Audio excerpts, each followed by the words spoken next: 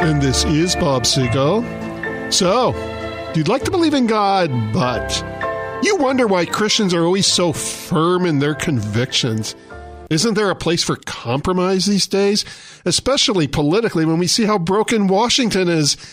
Yes, that's true. Washington is broken. In fact, this may surprise some of my listeners, but I have had a change of heart. Now hold on to your seats. I think, yes, I, Bob Siegel, actually think it's time President Trump and the GOP started working with the Democrats. Don't confirm any judge they don't want confirmed. Don't pass any legislation they don't want passed. This is the only way to have true bipartisanship in Washington. After all, seeing our elected officials work together is in and of itself a good thing. Working together always looks better and therefore is better. At least it's better than stubborn people standing by their convictions. Compromise. That's the name of the game. Just because the Democrats lost the majority party in Congress, that doesn't mean their voices are any less important.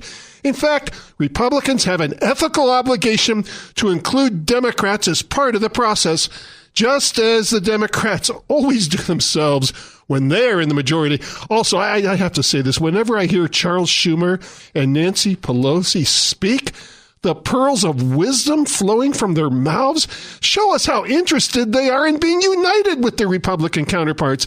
It is quite apparent that they each have strong passion about keeping America a free country, obedient only to our Constitution. All right, now I probably don't need to say this, not if you've followed this radio show for any length of time. April Fool!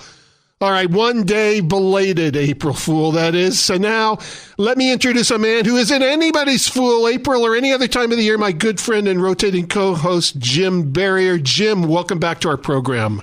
You had me going there, Bob. I know that you have some background in theater and drama, and you have a flair for the dramatic, but I just wondered where you were going with that. So. Well, you know, I had some people fooled on Facebook, too, which surprises me because I'm known to be very sarcastic. And, and there were times when I was wondering myself how I was saying it with a straight face. I've done this in the past. I've actually written entire articles on my column.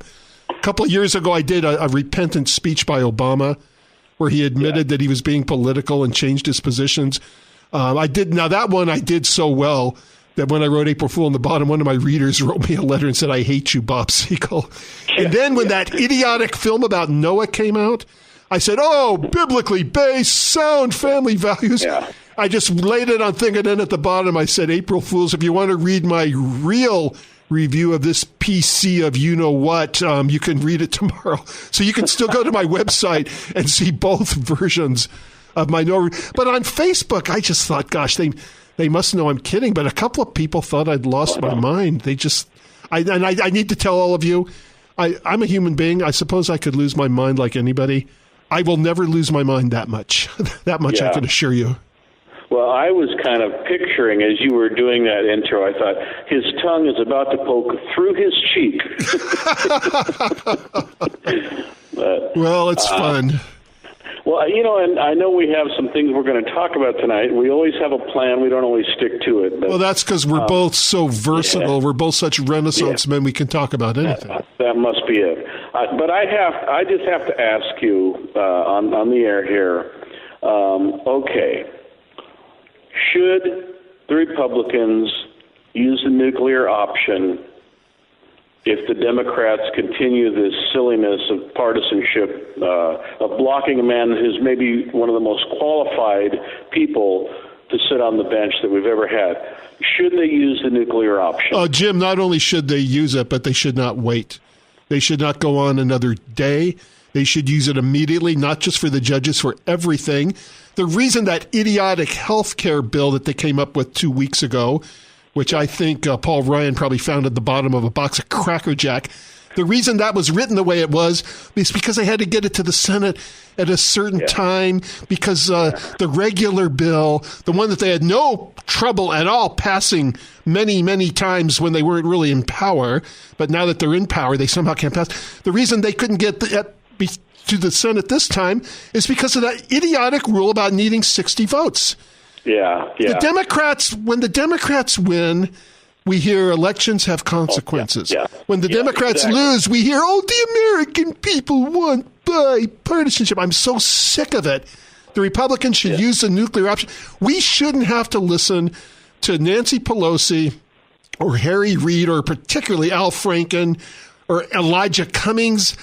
I should not have to listen to them pontificate about anything when we know how the vote's eventually going to go. Why are we wasting so much time? There's work to be done. Listening to Nancy and Harry and company, for me, is just as bad as waterboarding might be to some of those guys at Gitmo. It's torturous for me. Now, Jim, that was a very unfair comment to waterboarding. For you to insult a practice like waterboarding by comparing it to Nancy Pelosi and Harry Reid. I'm sorry. Yes. I'm not saying waterboarding isn't a bad torture. I'm not even saying we should do it. I'm just saying if I had to compare the two, guess which one I'd pick. Oh, okay, well, it was the best I could come up with. How about the whole deal? They'll make a deal. Now, this is where we've talked before. Trump. My reviews get mixed back and forth. My biggest problem with Trump right now, and I'm not talking about his big mouth during the campaign. My biggest problem with President Trump, who's done a very good job keeping, or at least trying to keep, his promises, probably more than any president in history at this point. My problem with him is he thinks he can make a deal with anybody. And sometimes people have to stand by their conviction. Should somebody have made a deal with the South? Well, they did have stupid deals back then, actually, like the what was it, the 3/4 rule, and certain states let in a slave in exchange for others let in as free. But the abolitionists were not people who felt that they could compromise. No, sir. And so when people think they can compromise on abortion or same-sex marriage or any conviction that's important to them, not everything can be solved in a deal. And I know Trump thinks he's going to go over and make a deal with the Israelis and the Palestinians. Boy, is he in for an awakening. He may get the Palestinians to sign the deal, but they're not going to obey the deal. They're not going to honor it. Of course not. I'm thinking specifically about this deal. They're saying, well, if you won't do the nuclear option this time, we'll go ahead and throw in a few votes if you agree to never use it. Which, and I think it's the dumbest thing I've ever heard. Well, I think it's very possible, and I hope I'm wrong about this, that Schumer is just posturing right now, and he's eventually going to promise not to pontificate or delay any longer or do any more filibustering in exchange for the Republicans swearing that they will not use the nuclear option the next time we have a Supreme Court debate. And next time it'll be much more crucial because next time would tip the balance. This one just replaces a conservative for a conservative right now. It's important because we'll tip the balance if we get a liberal. But this will just bring things out equally because Kennedy, it all depends on what he had for breakfast, what he was going to vote for. And the others were all predictable. So, and I just think the Republicans would be stupid enough to make that deal. And already, since I made that prediction, I've heard John McCain saying he's trying to strike up some kind of deal. And I'm tired of John McCain and Lindsey Graham, the reaching across the aisle, the Gang of Five, the bipartisanship. I'm the Republican who criticizes Republicans. I'm the darling. And ladies and gentlemen, I'm not a Republican. I'm an independent. I'm fed up with the Republicans and the Democrats, but the Democrats at least know how to keep on a united front with hideous actions and hideous beliefs, but they don't turn on each other and have circling firing squads like the Republicans do. Yeah, it just makes me crazy. But, there's a lot of things going on. The president has already done things, quicker than anybody I can remember. Oh, it's been fantastic. And I think the border concerns are really important. I think the war on terrorism is really important. I think creating American jobs is really important. I think the things coming up with China, North Korea, those are really important. The pipeline, all of these things are important issues, but in my mind, nothing is more important than appointments to the highest court in the land. And the reason that's important is because that's the only law we have left. We're no longer a republic. We're no longer a democracy. No matter what executive order Trump signs, no matter what he signs with the House and the Senate, some judge is going to overturn it now. We've opened up Pandora's box. That's why it's such an important thing. And it doesn't matter what bills they push through or any of that. Ultimately, that's the buck stops here is now in the Supreme Court. And that is not the way it should be. No. The Supreme Court was never meant to have that much power. I know we talked about this last time, but that is the way it is. Yeah. So nothing is more important. I also have a problem, though, when Donald Trump, who's done such a good job of keeping his promises, goes and writes one of these stupid tweets against the Freedom Caucus when all they're doing is trying to keep their promises. I don't understand that. I think he'd be better off maybe siding with those guys than some of the people he deals with. But we'll see what happens. I'm sure that it's going to get approved, but I just don't know at what cost. Well, when he talks about making deals with the Democrats, I mean, look, I think somebody's been giving Trump bad advice. I know somebody who knows Donald Trump, Pastor Garlow of my church. You know Pastor Garlow, too. He knows Donald Trump. The man does sit down and listen. I think somebody on his cabinet or one of his advisors is giving him bad advice. The rhinos are trying to blame this on the Freedom Caucus when the Freedom Caucus and a lot of moderates were against that bill. It was just a horrible bill. But again, the problem is the Senate. I think they passed an anti-healthcare bill. They repealed Obamacare like 30 times in the last few years, but they knew it wasn't really going to go anywhere. One time it did get through the Senate, but then Obama, of course, wouldn't sign it. Now we've got the House, we've got the Senate, and that's what they kept campaigning on. Give us back the House, we'll repeal Obamacare. Then they get back the House. Oh, well, we don't have the Senate. Give us back the Senate. Then they get back the Senate. Oh, well, we have the House and the Senate, but we don't have the presidency. Now they have all three. And what are they doing? Nothing. Nothing. Yeah, there's no excuses at this point. Yeah, it's going to be Ryan Care, or more correctly spelled Rhino Care. Well, I hope that we're both wrong about some of these things. And we've said that before. Before the election, I remember saying, I hope I'm wrong. I would take no consolation in being right about this one. Yeah. Well, we just blew through the first segment already. Okay, my friend, we'll be right back. You're listening to The Bob Siegel Show with Jim Berrier.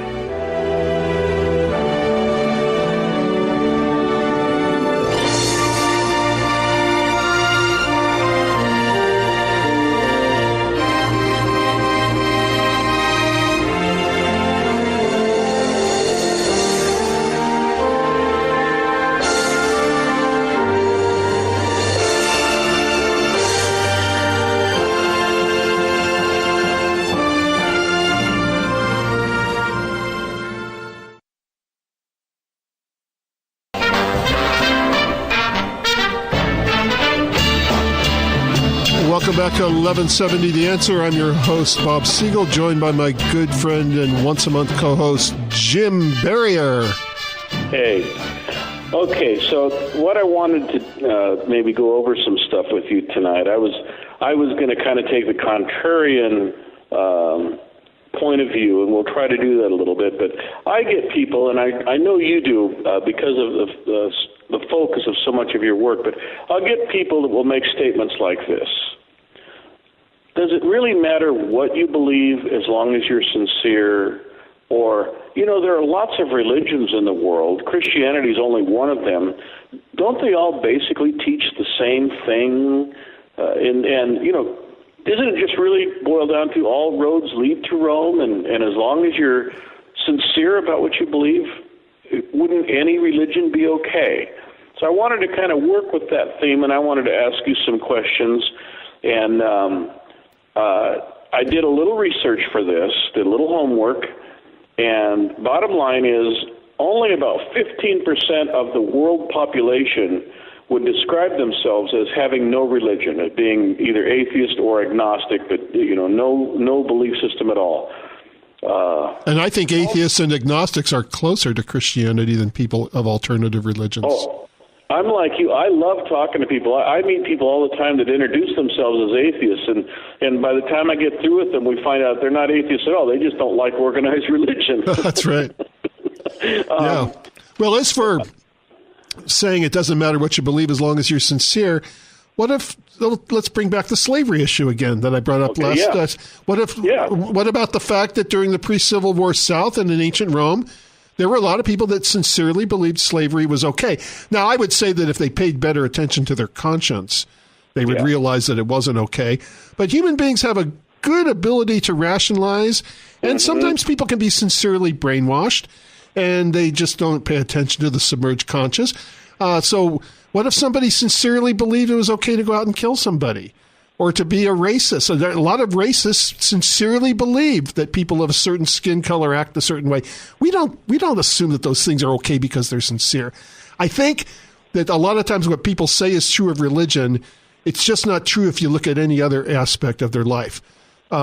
When people say that all religions are right, they're really saying all religions are wrong without realizing it. Because if you were to show them that the teachings of Jesus and the teachings of Muhammad, for example, completely contradict, they would say that doesn't matter.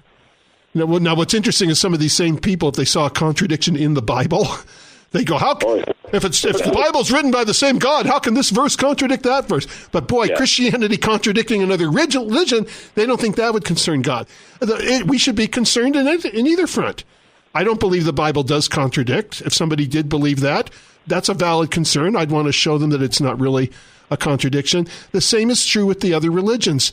The other religions don't claim to be one of many beautiful paths to God. They claim the same thing Jesus did, to be the truth. Jesus did not say, I am a way, a truth, a life. He said, I am the way, the truth, the life. No one comes to the Father but through me.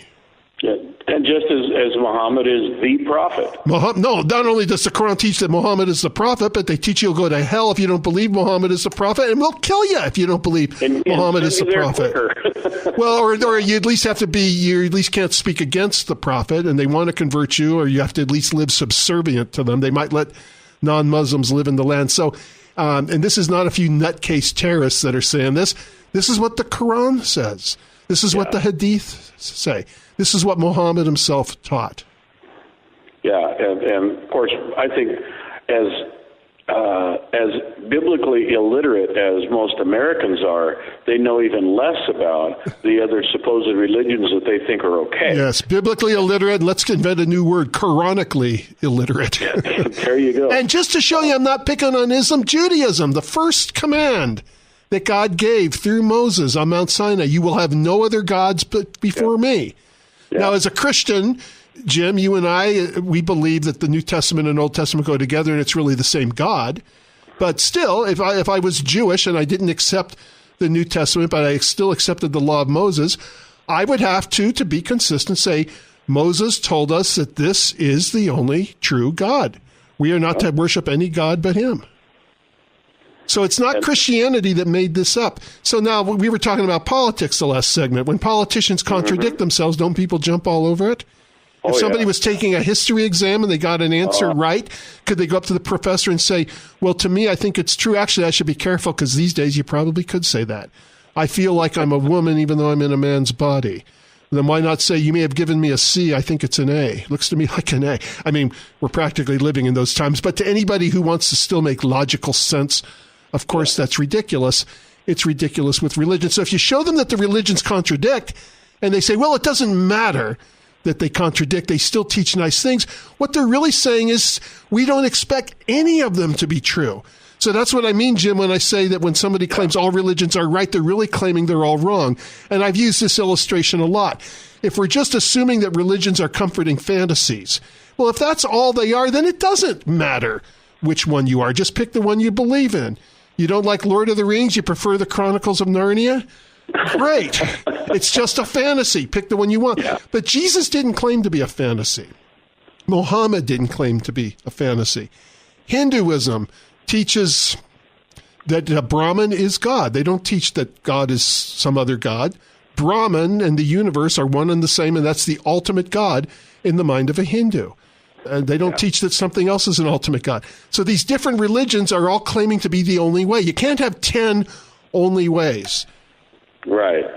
But it seems to be the common thinking. And I'm sure a lot of people are just repeating what they've heard somebody else say, and it sounds inclusive and tolerant, and it sounds peaceful, and it doesn't bring an edge that would divide or offend anybody. And I think that's the appeal of that type of thought form. But let's go down the list here, and I know we're going to hit a break in a few minutes, but at some of the things that apparently most of the major religions have in common.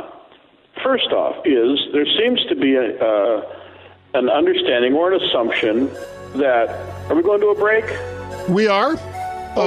Just quickly finish your thought. There's an assumption that what? That there is a spiritual nature to man, not just the physical stuff. Okay, that is something that religions have in common. We'll revisit that when we return. Good.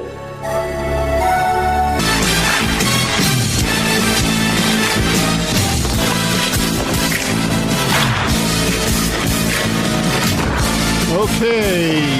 Are all religions the same? Are all religions more or less teaching the same thing? Are all religions true? Those who say all religions are true actually believe all religions are false. Here to discuss it with me, Jim Berrier. Welcome back. Thanks, and I'm going to steal that line, and I will use the rule. The first time do I get my royalties weekly or monthly as you steal this line? Yeah, very, very, very weekly. And, very weekly? Oh, I get it the WEAK kind of weekly. Yeah. Okay, yes. Yeah, you saw what I was doing there. I will give you credit the first time.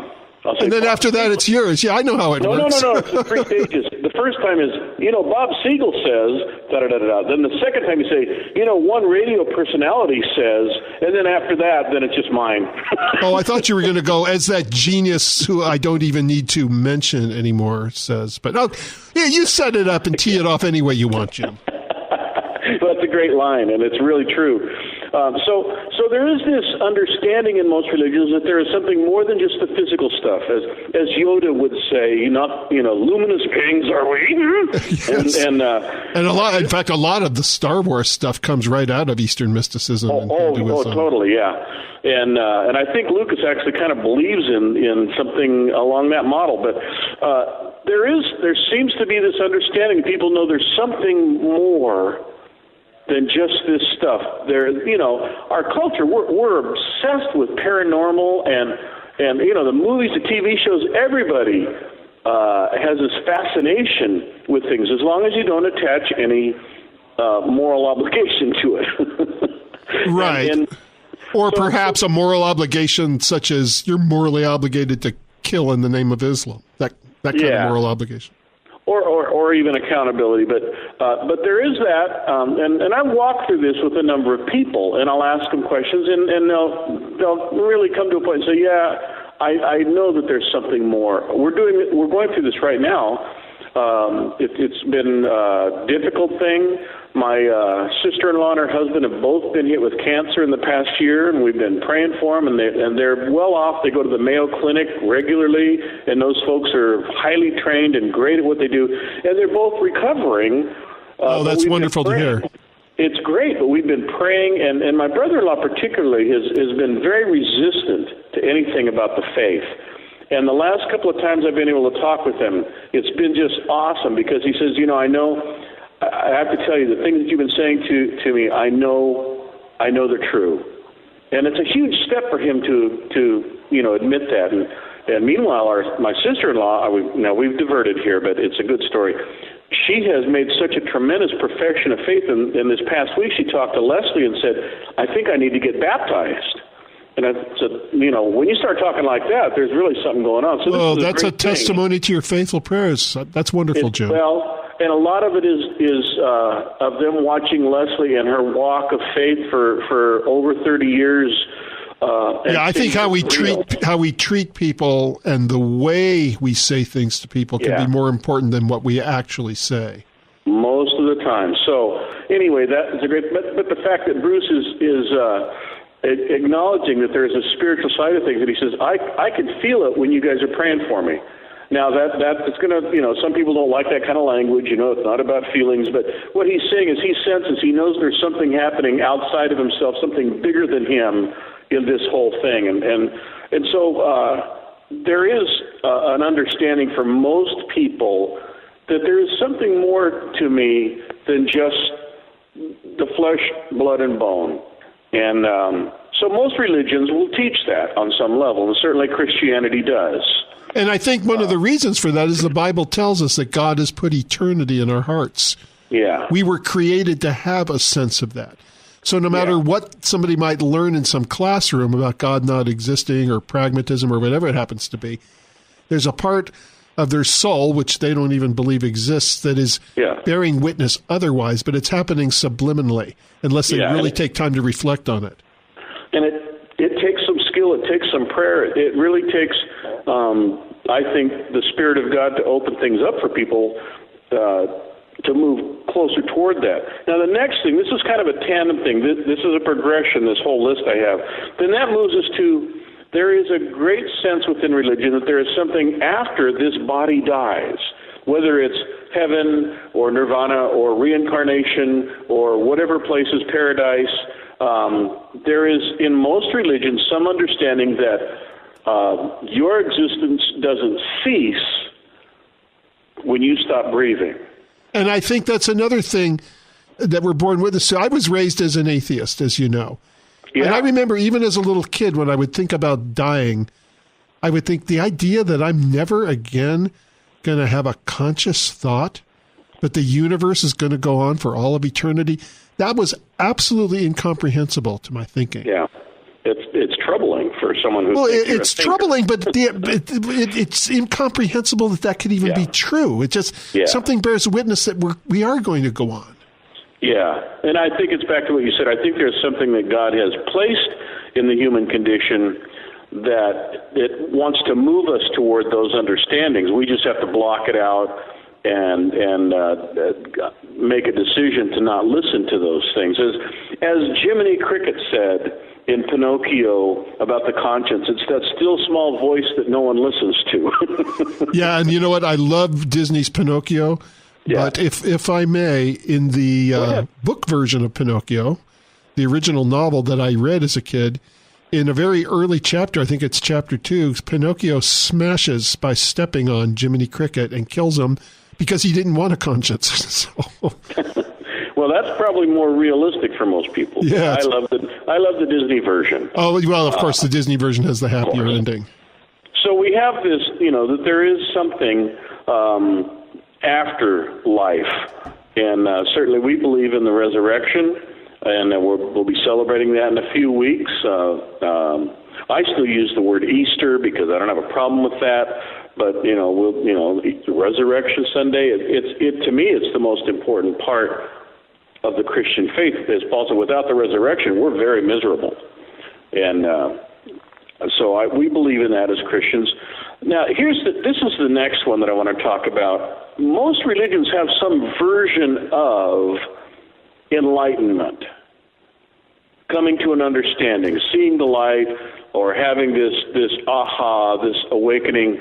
That seems to be a common thread in most religions.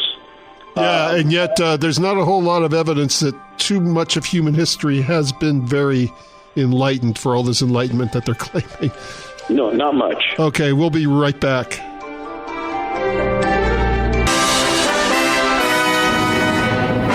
You're listening to the Bob Siegel Show with Jim Berrier. I love when you do the promos for Skyline because that's where I first became a follower of Christ. And the other night, I attended a banquet. You're familiar with the Justice Foundation. I think we've kind of of course. You connected with those folks, and they had their annual fundraising banquet. And I go every year, and I sponsor a table, and we have people from our church there. And lo and behold, as a pastor and a sponsor of a table, my gift was a book by Jim Garlow, Tough Answers for Today's Questions. Yeah, that's his latest book, and it's really good. Yeah.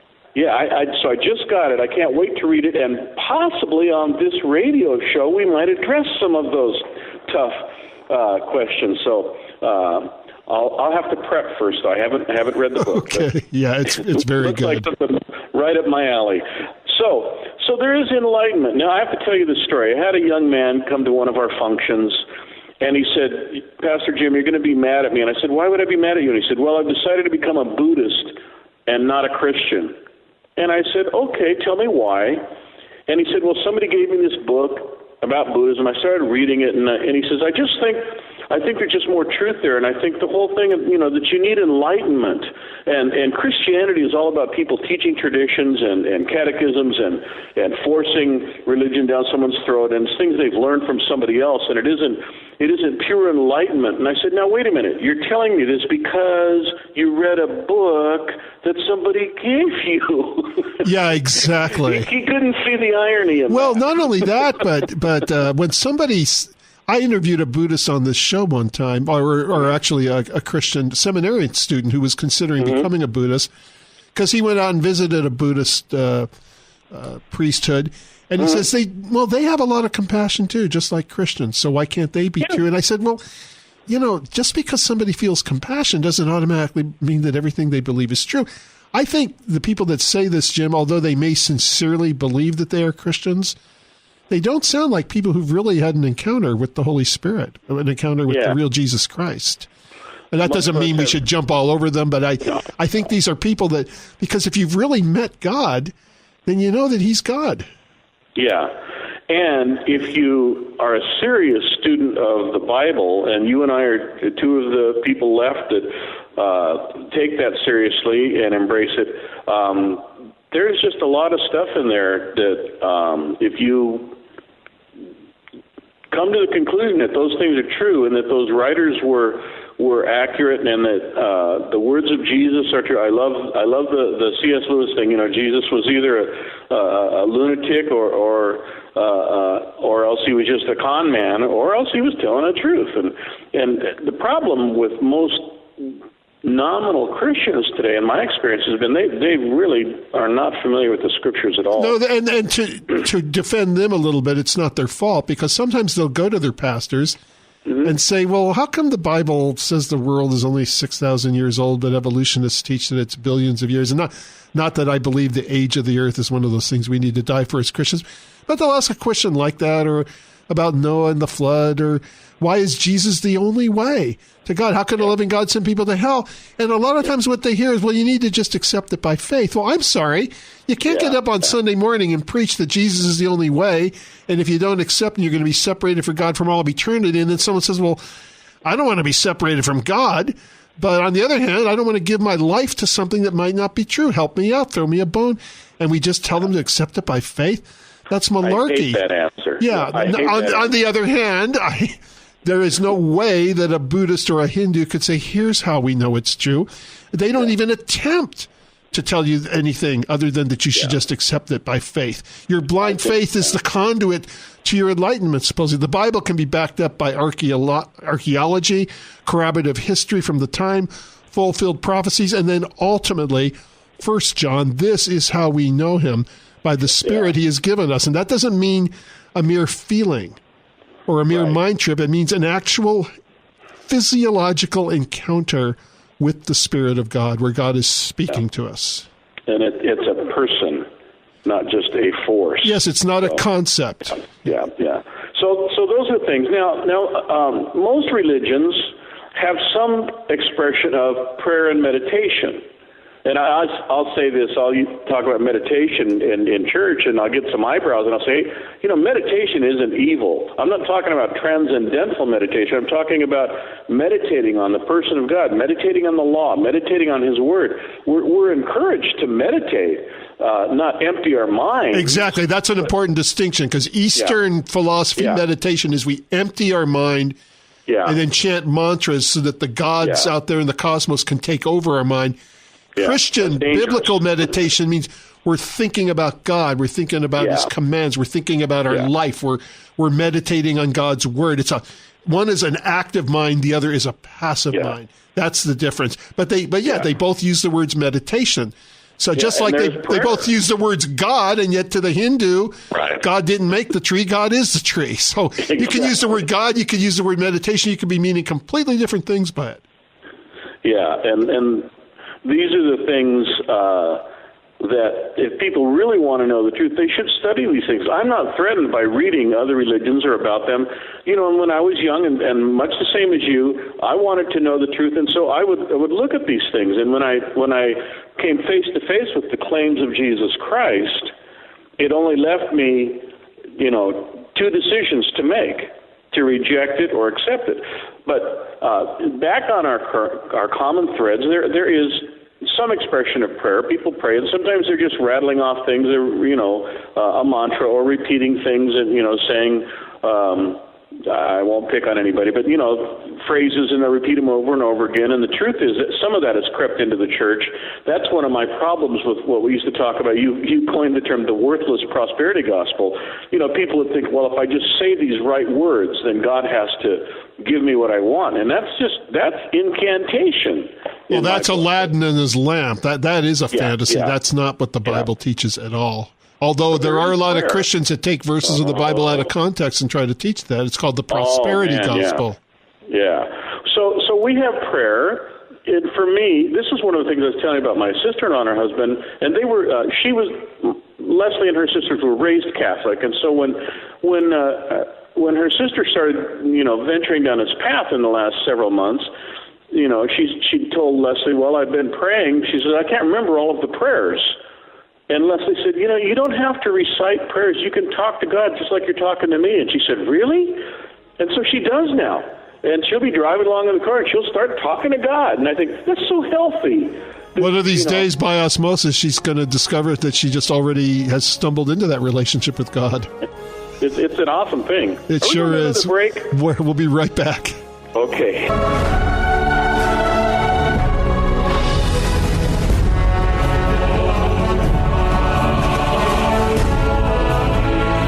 Well, Jim, my friend, we're down to our last segment. Yeah. Is it a big list you still have left? Do you want to come on next week to finish this so you don't feel so rushed? No, because I want to get to the punchline. Okay. I'm gonna lob a nice one right over the plate for you. But some of the other things that I will mention. Most religions have some teaching or understanding of morality. There's right and wrong. There's things you do, things you don't do, and there are consequences to that if you don't do the right things. And most religions have that. Varying, applications of that, of whether it's hell or judgment or karma. And so they all kind of have that sense that there is an obligation to do what's right. Most of them deal with the issue of suffering in the world. Of course, Buddhism certainly spends a lot of time dwelling on that. And then that there is justice that needs to take place. And so I think those are all of those things we've talked about. Religions basically embrace all of these tenets, all of these principles in some expression or another. What I want to ask you now, and we'll do this for the closing part if we may, what do you say to someone who says, Bob, what makes Christianity different? What is the standout thing that makes what you believe and what you claim Jesus said and is, and what makes that different from all of the rest of the religions? Why is Christianity unique? Well, I would say two things, actually, but they're related. So in a way, they're like one thing. I would say, unlike the other religions, we are not so much teaching a religious system of thought to be taken by blind faith as much as a relationship with God. But I would also say that this relationship is not possible without God forgiving us of our sins. And the way he was able to forgive us is that he became a man. And in 33 AD, when he was nailed to the cross, in some way where we can't explain the metaphysics, he took on our sin, and his death was as if we died. It is as if God says, I want Jim Berrier in my kingdom, but Jim Berrier is a sinner. But I love Jim. I want to be merciful to Jim. So I'm going to destroy Jim and recreate a brand new Jim, not reincarnation, but the same Jim, the same consciousness. I'm going to put in a glorified, resurrected, sinless body where he will sin no more. And yet I still love Jim so much that I don't even want Jim to have to go through the process of the destruction. Jesus, I myself in the form of a man, Jesus is going to take that on Jim's behalf. Now, that makes Christianity qualifiably different. It's a profound thing.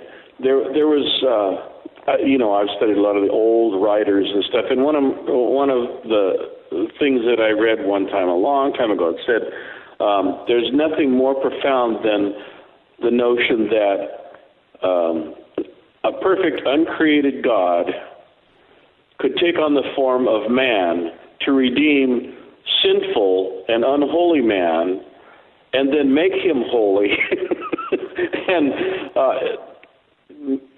we are the righteousness of God in Christ Jesus, not because of something we do, but because of what he did. And that, so then the question is, is there nothing I can do to attain? Is there not some system of works? Can I not do something to win God's favor? There's nothing you can do to earn merit with God, but there is something we have to do to accept his forgiveness, and that is we have to make a decision to repent and accept the relationship with him. It's as if, and this is a common illustration, and I can't even take credit for this illustration. This is one that I use a lot.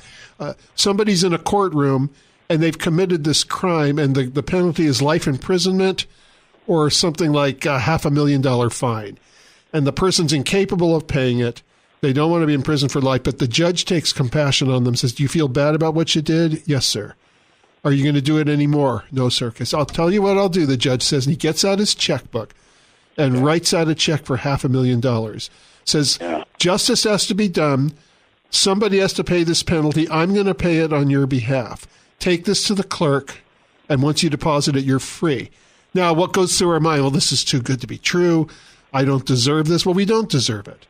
And it may sound too good to be true, but just because it sounds good doesn't mean it's not true. On the other hand, what if somebody said, thank you, Your Honor, and as soon as I'm out of here, I'm going to go commit another crime? What would the judge do? He would withdraw the check. He'd say, I see you're not taking this seriously. So it's not that we do nothing. When the Bible says we're not saved by works, it means we don't earn merit with God. But we do need to make a decision to let this person run our life. Another illustration I like to use, imagine you're in an orphanage. Somebody comes along and says, there's a rich, powerful man. He wants to adopt you as his son or as his daughter, whatever the case may be. If you go home with him, he's not going to take custody of your life. Now, you'll still have your personality and your dreams and your talents, and he loves those things about you. But there will be a perimeter put around your life. There will be rules. There will be disciplines. There will be a curfew. He's going to take responsibility for the way you turn out.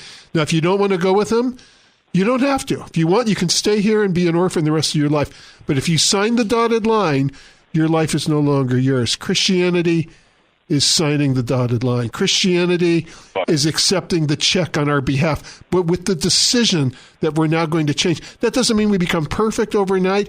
That doesn't mean we never sin again. It does mean we're committed to a process where the Spirit of God comes into our soul and takes responsibility for raising us and changing us. Yeah, and I love that. I love that illustration. Final thing. When I was just a very young Christian, I heard a man say, Buddha died and went to the grave. Confucius died and went to the grave. Muhammad died and went to the grave. Jesus died and he got up again. I'll pick a winner every time. Yeah, and that, of course, is when we get into what's different about it, too, is the verification. Yeah. And the resurrection of Christ. Yes. Is as well testified as any other event in history. And that sounds fantastic. If that sounds fantastic to somebody, it's because they have not yet studied that and looked into it. Check it out. Look into it. It's absolutely essential, isn't it? If we don't believe in the resurrection, then we're not a whole lot different from some of the other systems. Exactly. And there are some people who, like I said, they call themselves Christians, but they don't take the resurrection seriously, or they've never actually had a real, genuine relationship, which the Bible calls becoming born again. Yes. Well, my friend, it's always good to talk to you. And it always flies by so fast. It sure does. Well, hey, my son's living in Texas now. I hope the two of you will get a chance to connect. I'm sure he'd enjoy meeting you. Good deal. All right. Thanks, all right. Bob. Talk to you soon, Jim.